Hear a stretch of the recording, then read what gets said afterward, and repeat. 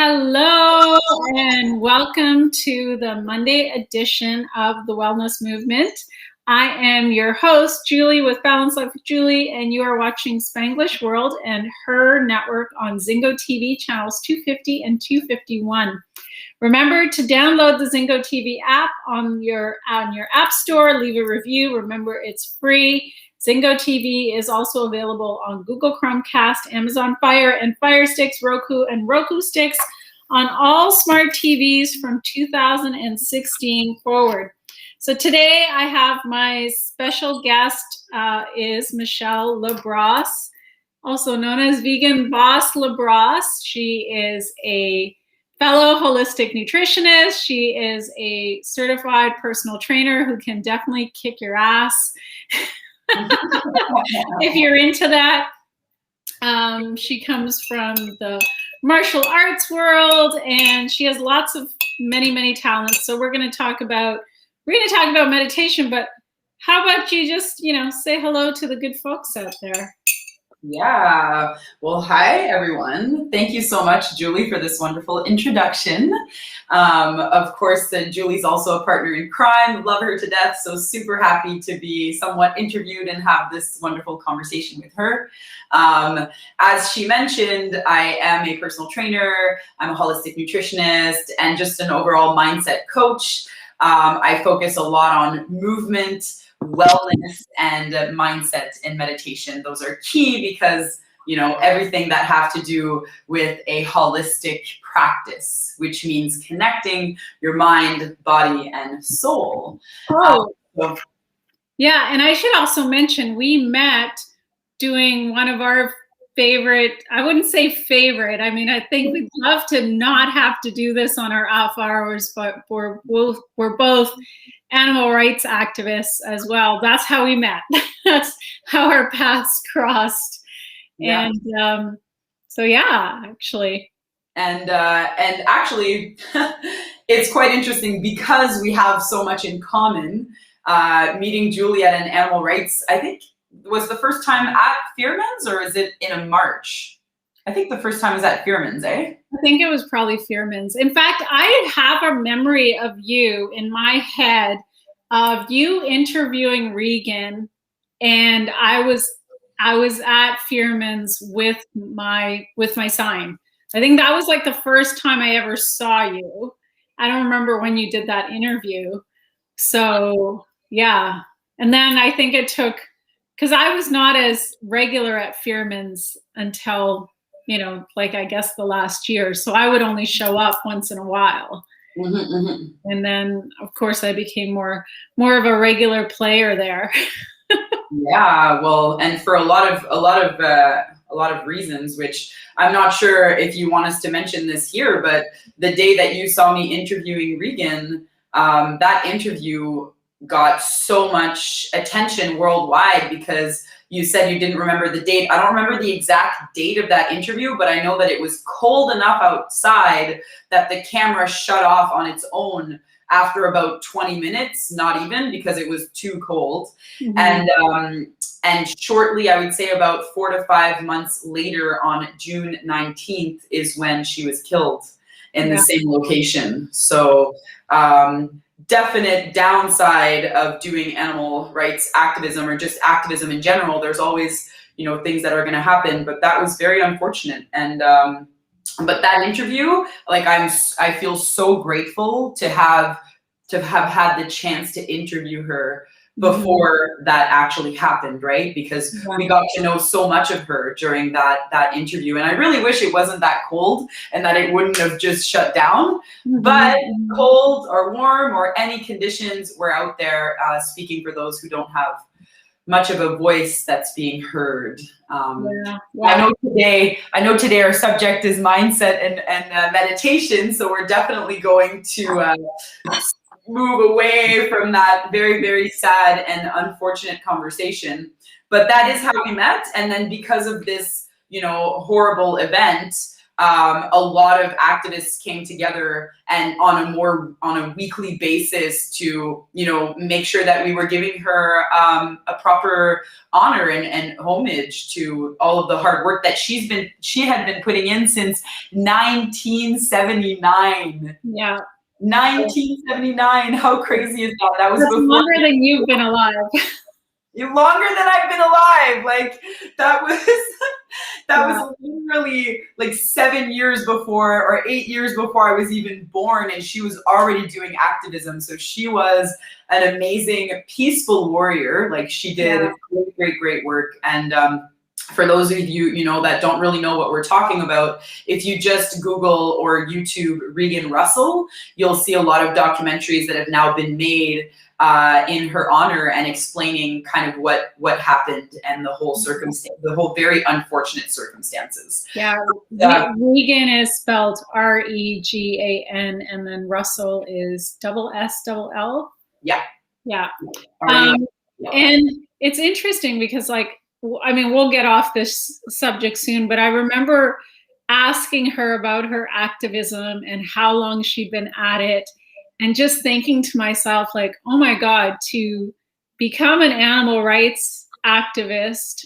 And I mean, she wasn't exclusively animal rights. She marched for a lot of other causes.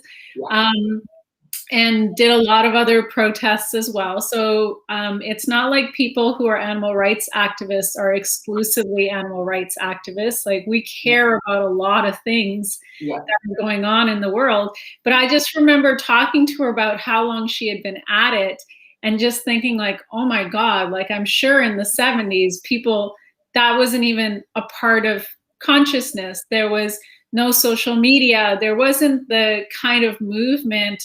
Like right now, we have a global movement, and we have the ability to connect with activists all over the planet, which many of us are. We are connected with people in Europe and in Australia, and I had someone today from Africa reach out to me, and so it's amazing to have this. But I just wonder of her starting back then when there were probably hardly any people who thought about animals or had any compassion for animals. And I'm sure they would have seen her as completely crazy, you know? Absolutely. And the thing is it's not even just that people weren't necessarily thinking about it, but if they were thinking about it, there was nowhere or no one they could share it to, right? Like, whereas now, you just mentioned, we have access to internet, we're able to connect with each other worldwide, so we don't feel so alone, because sometimes, you know, we're such a minimal number that in communities you could feel very alone. And I remember one of the things that she said in the interview was, you know, as soon as she had gotten wind of the seal hunt, and she was like, I had saw something on the news about the fact that they were hitting baby seals over the head, and she's like, I thought to myself, she made a sign right away, and she's like, I thought to myself, I'll go out there and everyone I'll talk to will agree with me. Mm-hmm. And then fast forward from that first time she stood out there with that sign in 1979 to today in 2021, and they're still doing that. Yeah. So I think that the thing that I always admired about her was just the fact that she was willing to stick with it, right?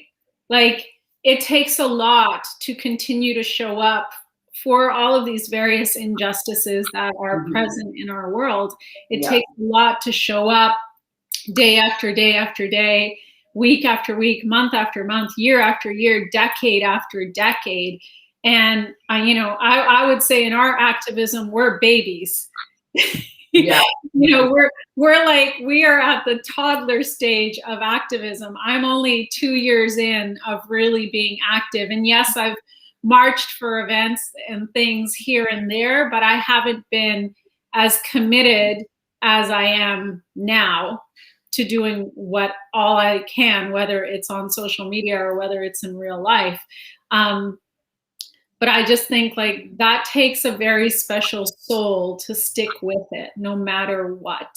100%, through good and bad. And like you've mentioned, like, it's definitely not all, sunshine and butterflies in this area. Like, we're standing up against all forms of injustice and against oppression in general for all beings. So, it doesn't take much to just look around and realize that, like, wow, we're being very exploitive and abusive in so many different ways. So, you never get to the end of it. So it is a daily thing that you have to work on. And, speaking of which, as animal rights activists, but as anyone on this planet, in the type of world that we live in, mindset and meditation are so important.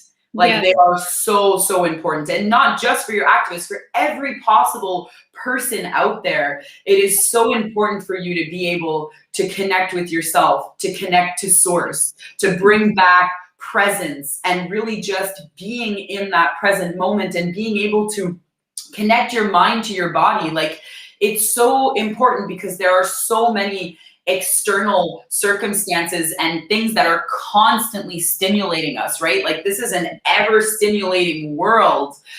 Today, left and right, people are so distracted. So Yeah. being able to tap into that mindfulness, and even, like, it's a blessing to be able to sit down in a space and meditate, right? And to work, not even just meditation, which meditation, of course, has been proven to help rewire the neurons in your brain, to help you create new neural pathways, to help really calm and bring focus into your life and balance into your life. So, like, meditation in itself is amazing, but even just mindset, right? Maybe not everyone has the chance to sit down for a few minutes or an hour or a few hours every day, but everyone has the chance for sure to either, while they're heading somewhere, or while they're in a transition time, to possibly listen to a podcast that's talking to you about how to help you with your own mind and mindset, and how to help you rewire, the conditioning that we've been put through our entire lives. So, I think just in general, addressing our mindset and really working hard on knowing that we're the creators of our reality, like, it is so key, so key. Yeah, I mean, I'm obviously like I have a big bias. Like, I'm a huge meditator. It's been a part of my daily practice since 2007. Yeah. I take very few days off. There's only been a handful of days here and there. Like, once was back in 2012, when right after my husband passed away. Like, it was just, my mind was so crazy that it was impossible to meditate. And so I kind of let my practice go for a couple of weeks. And then other than that I don't miss a day. But I always tell people there's different ways to meditate. Like, if you don't have if you're not somebody who can just kind of sit still, you can go out for a walk in nature and just focus on your breath and look around. You can, as you're out there walking, you can have like a mantra or a phrase that you repeat in your head to kind of ground yourself. Like, there's so many different tools and techniques. But you and I both, like, did you start with Vipassana? Because I started with Vipassana. I had a bit of meditation experience beforehand. Like, at the end of the day, let's really think about it. Like, what meditation means, or being in a meditative state, just means that you're aware, right? You're super, super aware and present and connected to yourself. So whether, like you just mentioned, that means you're out taking a walk and you're observing the reality around you, right? You're observing exactly how it is.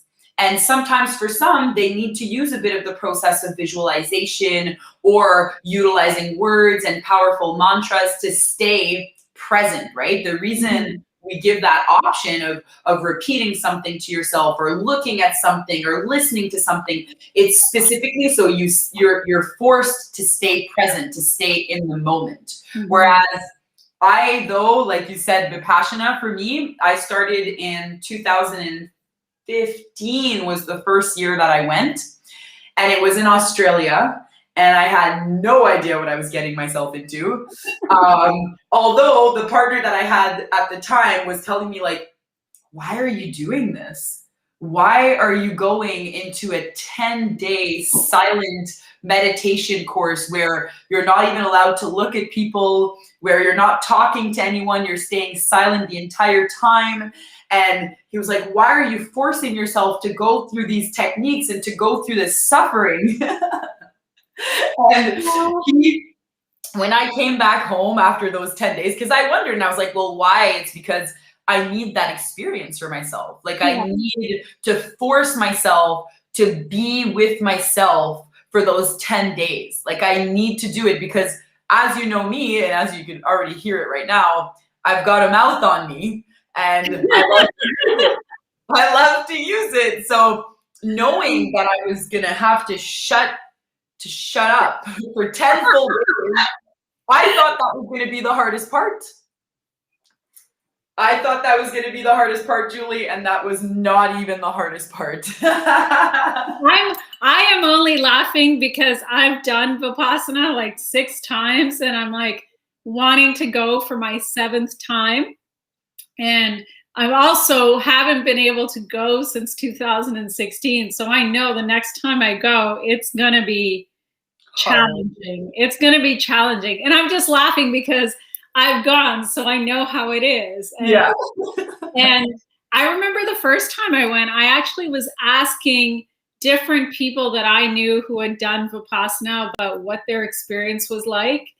And then I think the 3rd or 4th person I asked, it dawned on me that it didn't matter because everyone's experience is unique. Yeah. And this is the same thing I went through when I was getting ready to go to my 14-day water fast, where I asked some people what their experience was like. And then I realized that I just needed to have my experience and have my mindset on point because that's really what it is. You are like, I mean, honestly, I don't think, and it's interesting because I have one more requirement before I qualify for a 20-day. So it's like, you think you meet your mind doing a 10-day, like, holy shit, you're going to be meeting sections of your mind that you don't even understand exist doing a 20-day.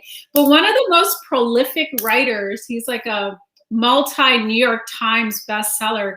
He does a 90-day Vipassana every single year. And he comes out and he writes these books that are, boom, like instantaneously bestsellers on the New York Times. So I feel what's happening for him is he is getting so connected to source that he is able to quiet all the insanity of the world. You know, it's interesting because we're obviously having this conversation online and then this is going to get posted online. But it's having some discernment about where you put your attention in your day-to-day is a superpower. And you have to know when it's time to quiet the noise of the world and to go inward. And having that daily practice of some sort of mindfulness, whether it's Vipassana or mantra meditation or walking meditation or something to get you to not be, because what reacting to everything around us, it's like you're a slave. You're a slave to everything around you. You don't know yourself. You cannot know yourself if you're pulled into Instagram and Facebook and Twitter and the news and whatever is going on out there. Like you cannot know yourself if you're so scattered. It's absolutely. Like if basically you think that your reality is based because of everything that's happening externally, right? If you're constantly relying on what everyone else and everything else is telling you, then that's not your reality. That's everyone else's reality, right? So I think it's super powerful what you said about, because for myself, leading up to my first Vipassana, it came up 3 times randomly with 3 different people before I took it as a sign from the universe telling me like, okay, you absolutely need to go sit through a Vipassana. This is the 3rd person telling you. And the 3rd person was in Australia and they shared their experience and they were master. They had done already multiple Vipassanas. Welcome, Bagheera, everyone to the show. Bagheera knows that I'm here and he misses me, and I miss absolutely. He hears your voice and he's like, oh, I need to go hang out with them. They're so cool. Oh, I want to hang out with you. He's like, love me, Julie.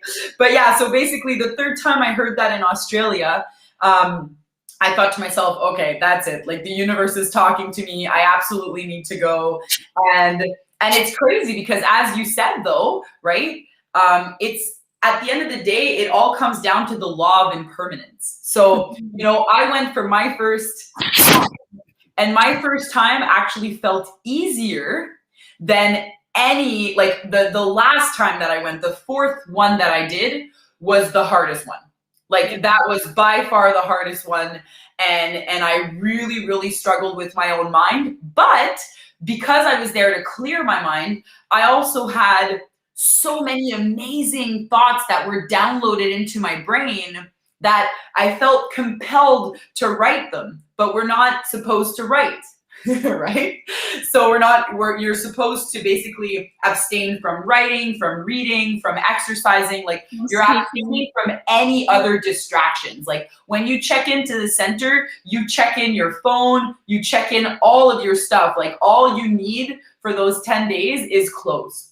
Right? That's all you need is clothes and your own body and mind, because everything is being served for you and there's no electronics and you're not journaling, you're not singing, you're not doing any of those things. It's literally just you're there to abandon your mind and body to the Vipassana practice. And for me, the hardest part, Julie, was this sitting. Oh. So I thought that the silence was going to be the hardest part for me. And that was actually the easiest part. Not having to talk was excellent. It was like such an amazing change and like so relaxing for my throat chakra to just like shut up for a moment. It actually felt so good. And, but sitting for, anywhere between 10 to 12-hour days of meditation, that was the hardest part for me. It was staying still during those meditations and not reacting to the different sensations that were arising in my body that at times were very painful. Yeah. But it just goes to really prove like the law of impermanence is crazy, right? That this too shall pass is like the foundational phrase. Basically, well, that and may all beings be happy. That's another one that SN Goenka says all the time. But this too shall pass, it just means that no matter what you're going through, at the end of the day, if you choose not to focus on it and you don't react towards it, right? And you remain equanimous, you remain neutral or objective, at the end of the day, everything arises and passes away, and our own life, right? So to actually sit there and observe all the biochemical reactions that are occurring in our body and that are usually there, it's just that we rarely sit to observe them, right? So to actually like connect with our body to that level is so impressive. And then some days you get an amazing vibrational, meditation and you're like, oh my God, like I wish it was like this all the time. But that's exactly craving. That's exactly what you're trying to avoid, to add more cravings, right? You just have to accept that meditation was amazing and that's it. You don't want to create more craving because next thing you know, the next meditation, and you're going to feel pain all over your body. You're going to feel like the most awkward, uncomfortable sensations. And you're going to be like, if you generated that extra craving towards your last meditation, you'll be like, but what happened? Where's my last meditation? Like, I thought I was doing so good. The root cause of human suffering is craving and aversion. So it's like there's things that we're trying to push away, and the more we try to push it away, the more it happens, the more suffering we create for ourselves, and the more we crave certain things, like whether it's yummy food or some experience or whatever it is, the more you crave it, the more you're causing your own suffering. So it's just learning to be present and to be with whatever is happening without attachment. And I think part of the reason that I've had the odd moment here and there where I've been, genuinely annoyed with what's been going on the last 15 months. But for the most part, I have my meditation practice and I do my practice and I just get up every day and I do my day. And I'm like, okay, it's not going to last forever. This situation, as much as I hate it, is not going to last forever. But that, and I think that for people who don't have a mindfulness practice, who don't have that shift in consciousness, this has been a huge challenge because everything that is normal for them is gone. Yeah. You know?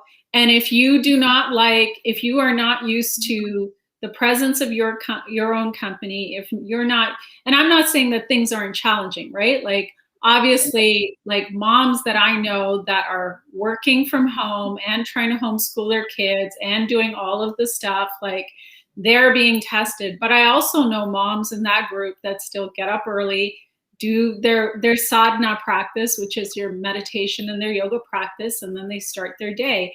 And that's very much how I've structured my day. Is I get up early in the morning, I meditate, I do my stuff, and then the rest of my day is about working with people, serving whoever needs me. That's how my life has been set up by me, right? You know, but I think this is the time we are being encouraged to go inwards. Oh yeah. Inwards, and it's uncomfortable to go inwards. And I would think that your fourth sit was the hardest, because like my first sit, it was physically challenging too. I thought I was going to have a hard time with my hips, but it was my knees. And I remember on day 9, remember you do those hour-long sits where you're not allowed to move? That's from day 4. That's from day 4, but like starting on day 4, I started getting this insane pain in my knee, and I would have to sit through it. And then finally day 9, we're doing one of those sits, and I just felt like this pop of energy through my left knee, and it literally like went reverberating through my body, and the pain was gone. Wow. Like That aura was lifted. Yeah, I don't know what it was. I don't know what was trapped with that pain, but something released. But because I wasn't constantly fidgeting to try to make myself comfortable, I actually allowed myself to sit through it and to release. And I would have these crazy sits where I'm sweating buckets and I'm not moving. And it's all because of this crazy energy that's like surfacing in my body. Yeah. And my fourth sit was really, really hard because that was 3 months or 4, October, November. That was 4 months after my husband passed away. Wow. And I made myself go to Vipassana. Like I talked to my teachers and I said, this awful event happened. Is it wise for me to come to Vipassana? Because I can't sleep, I can't function, I'm just a mess. And they said, you're going to come here and you're going to treat it like every other sit. You're going to take it moment to moment. And so I didn't have a car at the time, and I was sitting at the center just outside of Barrie, and I public transited / carpooled my way up there. Wow. And I get there, and this was in the old meditation hall, and they separate the men and the women, your name gets called, and because I've done it so many times, I'm always in the front row. So I'm in the front row and I'm waiting for everybody behind me. There's like 30 women, 30 men. And finally, everybody's in the meditation hall. And I was in insane physical pain at that time because I wasn't sleeping. So my whole nervous system was like completely amped up. So they dim the lights, the opening chant starts, and I like closed my eyes, and like a split second, my eyes opened back up because I was full on having a panic attack. I was like, I can't be here. Like, and then I've got this other voice in my head going, you work so hard to get here. Like it's easy to get here. You can't just go home. Like you don't have a way of getting home. And the whole 10 days, I like cried so much. I like battled. I battled with myself the whole time. I forced myself to stay. I did not quit. But that was what I needed to do because I finally started to sleep again. I finally started to like feel marginally better. And I don't know how long I would have stayed in the state that I was had I not done that 10 days. all my friends thought I was insane. They were like, you Yeah. can't go do that. Like, you're not in a good state. I'm like, you have no idea what this practice will do. Like, Yeah. it will transform me, and I need it. It's the next step in my journey. And so, I mean, Totally. I wouldn't recommend doing Vipassana if you've never done Vipassana and you were going through a really hard time. Like, that's not the technique I would recommend, but I had done it several times before, so I Yeah. knew You knew what to expect. I knew what to expect. I knew that it wasn't going to be easy, Yeah. and I was willing to face it. Right?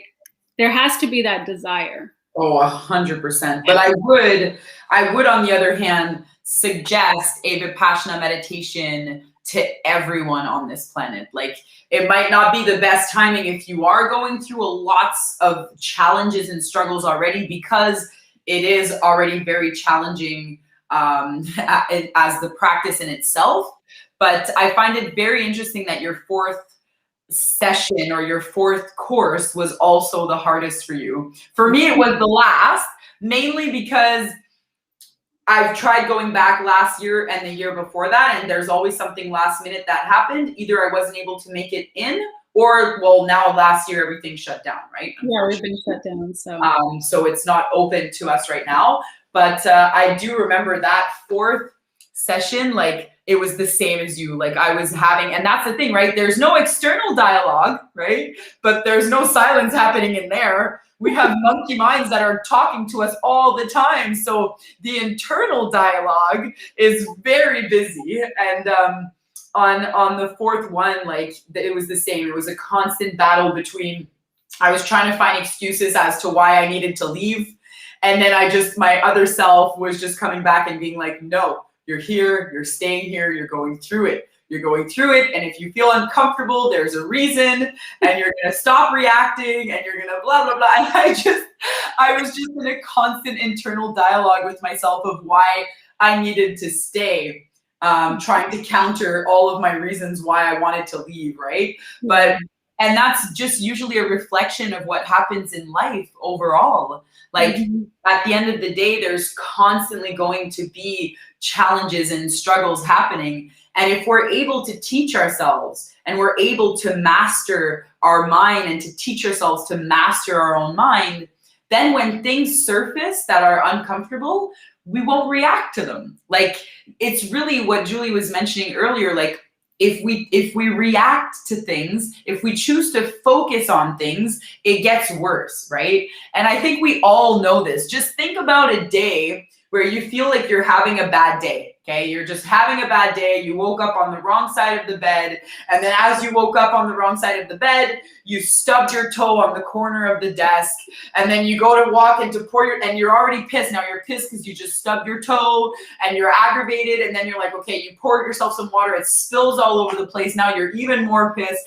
And then, like, think about it. The more aggravated and angry you get at all those situations that are going to keep happening until you come back to yourself, until you realize, like, okay, you are perpetuating this right now. Just take a deep breath, smile ever so slightly on your lips, and maybe go sit down for 5 minutes or an hour, right? But definitely give yourself the time to come back to yourself and to relax, because the more upset you get, the worse it gets. And that's the whole point of this practice here, is like literally giving yourself an opportunity to train your own mind to not be reactive, right? To remain equanimous to whatever is happening, whether it is something that you really crave or it's something that you're developing aversion towards. Like, at the end of the day, it's a tool that allows you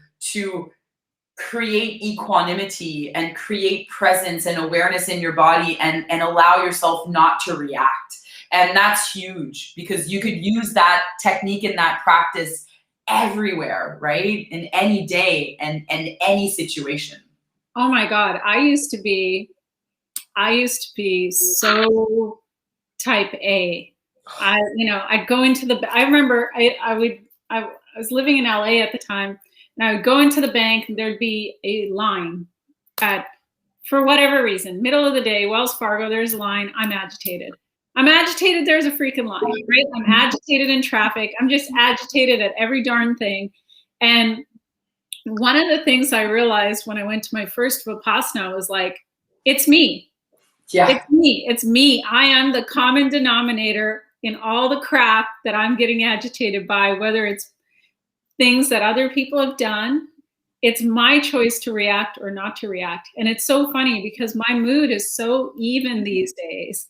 Like today was the first day in a long time where I did my morning practice and then I kind of was like putzing around the house and I was like, I'm in a bit of a weird mood. I'm in a bit of a funk.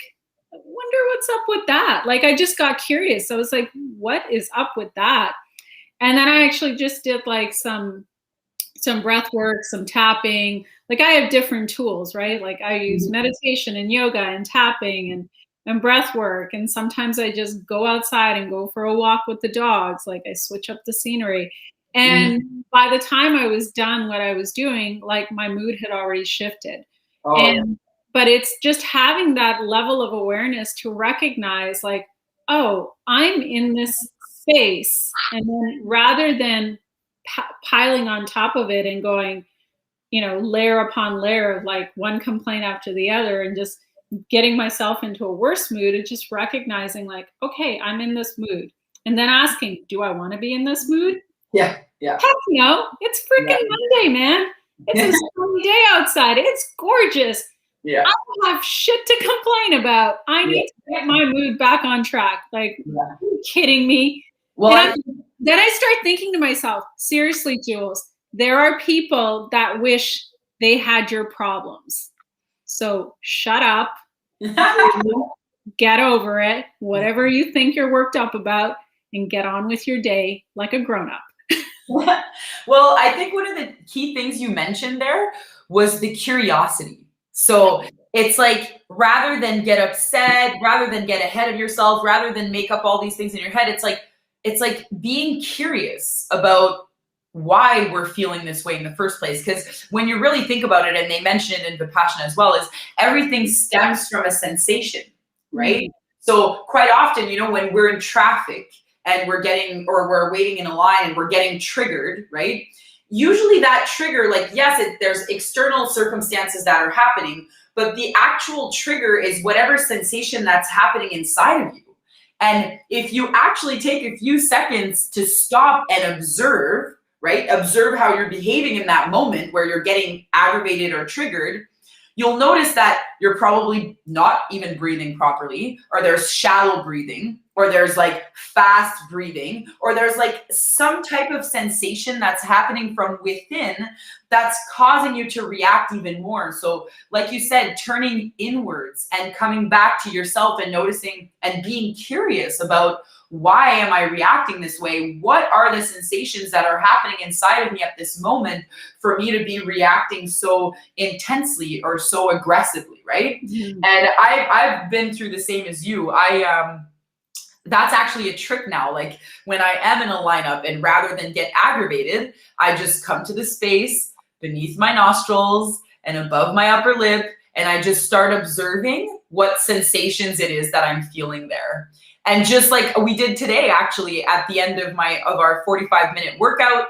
So I have an online community happening right now, an online monthly membership, and we work out 45 minutes Mondays, Wednesdays, and Fridays all together live online at 12 o'clock Eastern time. And 15 minutes of a stretch and meditation follows. So it's a full hour, but 45 minutes of working out and 15 minutes of stretch and more likely meditation, because I know how important that is, right? I know that for the most part, if people's muscles are hurting, they're going to take the time to stretch because they could feel it. But if someone's mind is hurting, they might not take the time to sit down and breathe through it and observe, because they don't necessarily know. Because if they're not connected and they're not present with themselves, then they don't even know that their own mind is hurting. Right? So I know that the chances are people will take the time to stretch more than they'll take the time to meditate. So I know that it's such an important component of, overall holistic health. So today, at the end of the session in our meditation, I put a song specifically to kind of distract people's minds, a very meditative song.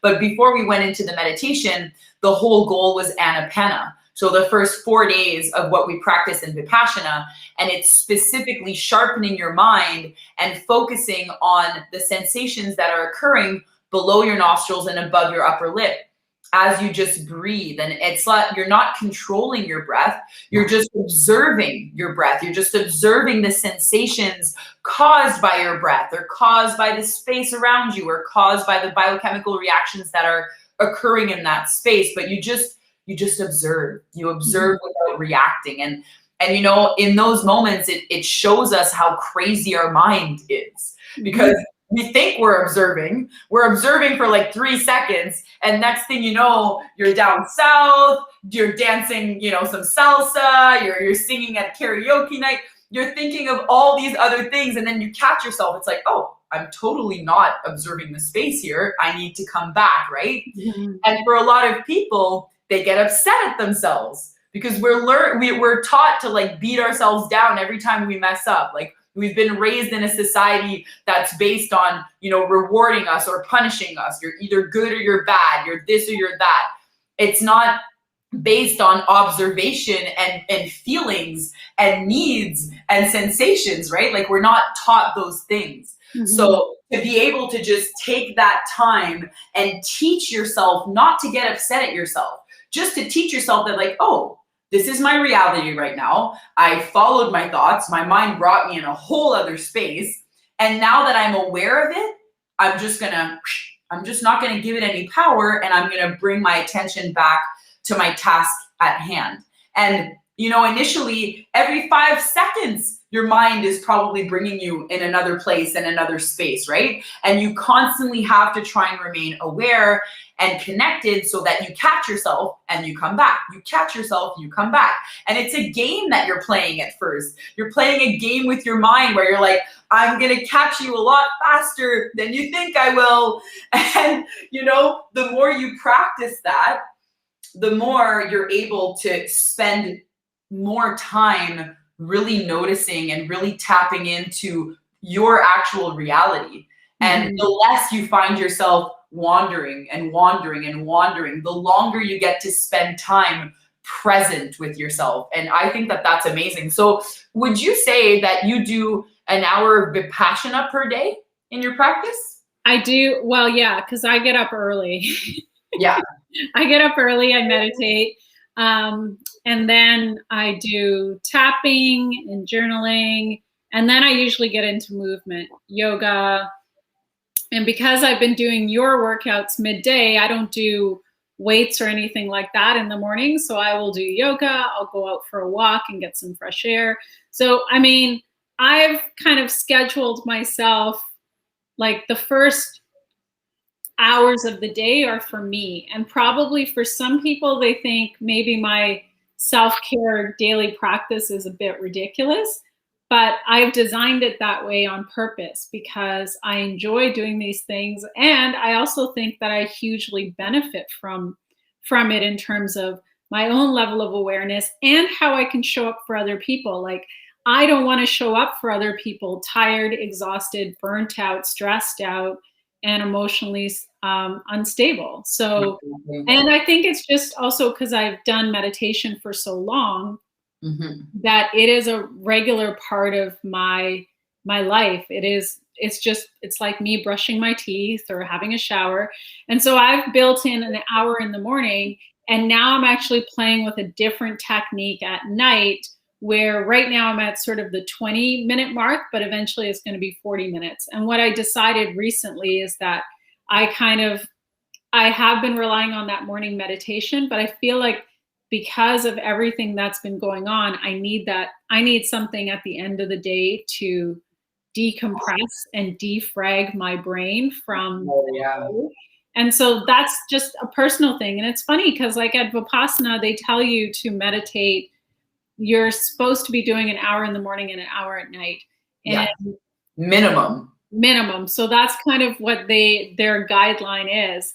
And there's also this very famous Zen saying that says everyone should meditate for 20 minutes a day.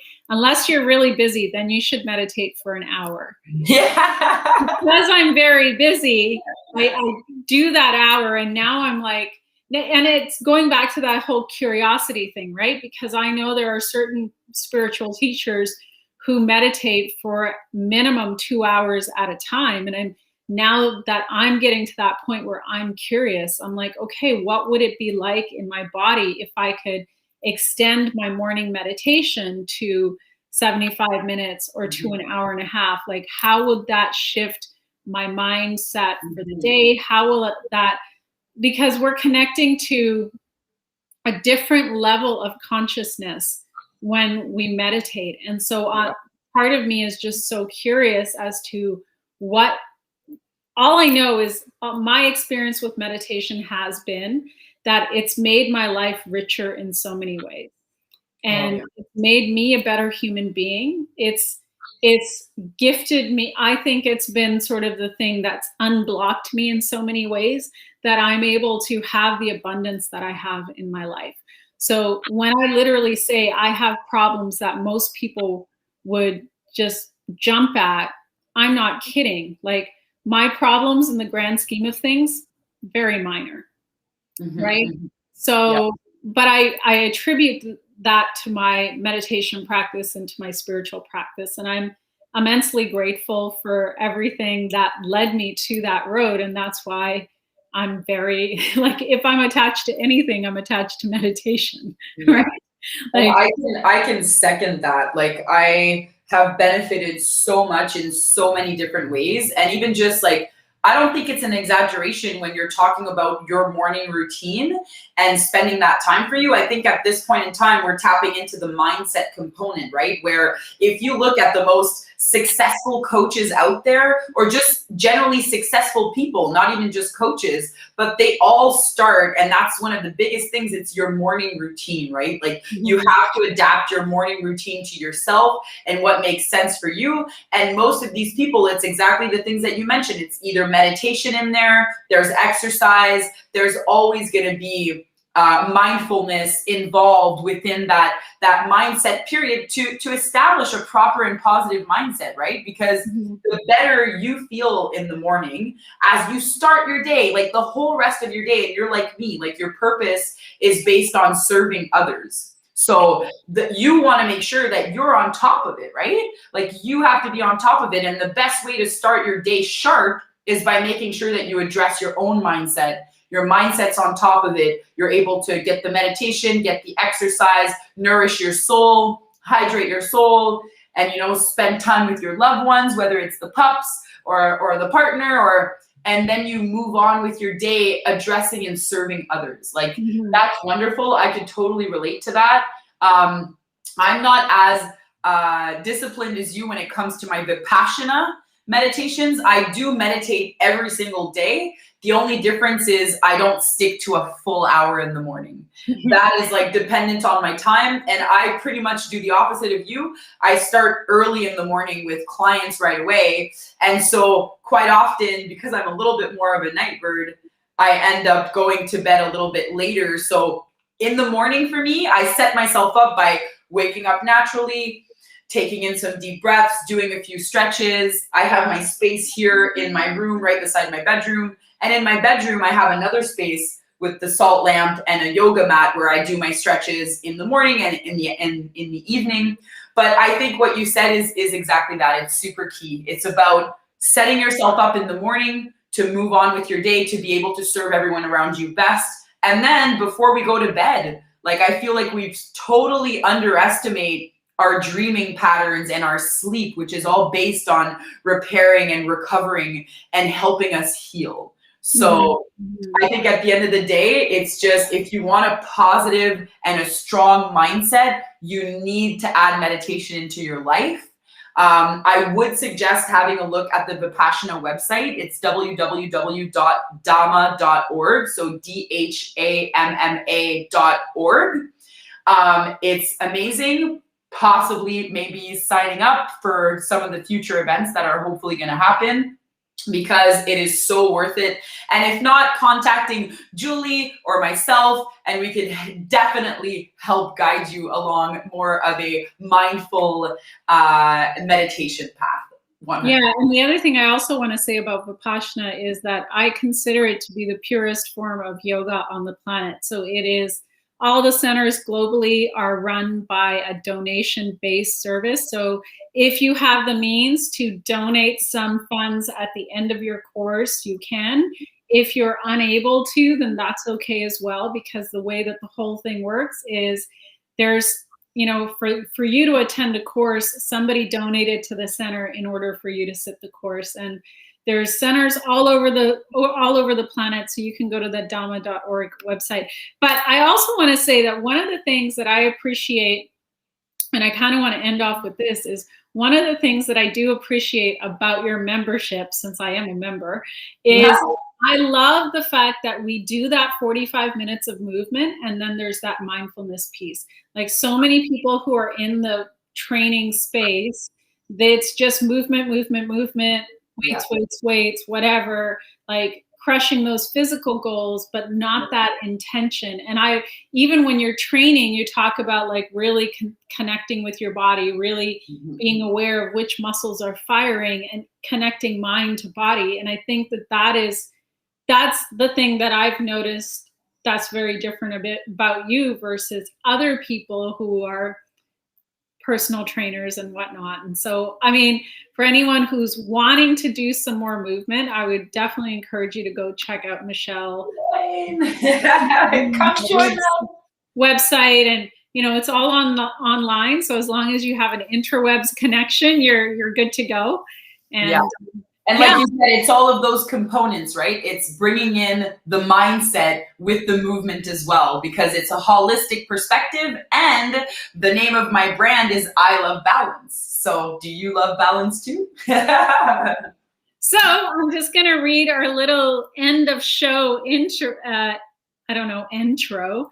And then a little outro, yes. Yeah. So this show can be heard on Spanglish Radio Network. The H.E.R Network is part of Spanglish World Media Network. Check out spanglishworld.ca for all news and programming. Spanglish World. Watch it, hear it, read it, download it, and definitely live it. Yes. Woo. Thank you. That was fun. I can talk to you all day. Same. Thank you so much.